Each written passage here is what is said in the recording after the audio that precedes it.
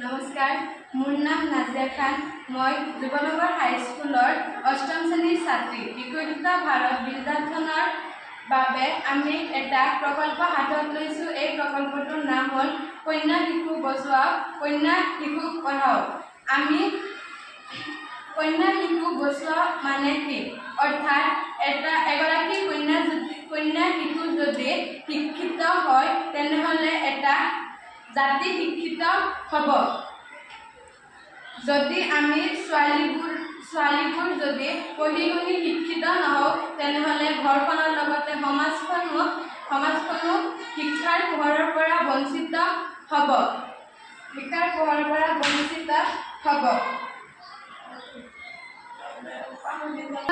ছোৱালী বিয়া দিয়াৰ লগে লগে অপনত বয়সত সন্তান জন্ম দিয়াৰ ফলত সৰহভাগ সন্তান আৰু মাতৃ মৃত্যুৰ মুখত পৰে। উপযুক্ত খাদ্যৰ অভাৱত ৰক্তহীনতাত ভুগিব লাগে। আমি যদি শিক্ষিত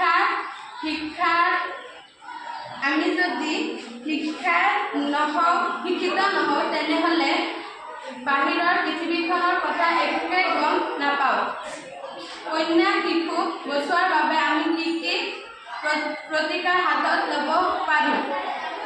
কন্যা শিশুক বচাবৰ বাবে আমি সকলো কন্যা শিশুক বিদ্যালয়লৈ আহিবলৈ বাধ্য কৰিম। মাক দেউতাক তথা সমাজখনৰ এখন বাতাবৰণ সৃষ্টি কৰিম যে ছোৱালী শিক্ষিত হ'লেহে এটা জাতি শিক্ষিত হ'ব।